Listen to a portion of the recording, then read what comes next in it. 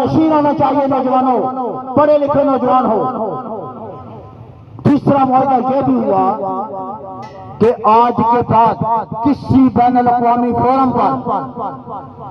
मसला कश्मीर को पाकिस्तान का कोई वज़ीर आज़म, कोई सदर किसी बैन अल-अक़वामी फोरम पर मामला नहीं उठाया जाए। तो अगर आज आपने जज्बा एहसान लेकर उठे हो, आप जब जज्बा अली मुश्किल कुशा लेकर उठे हो, आज जब तुम जज्बा हज़रत अब्बास लेकर उठे हो, आज जब तुम अपने दिल में बलाल का एक चादर का जज्बा लेकर उठे हो, आज तुम ज़ैनब की चादर का जज्बा लेकर उठे हो,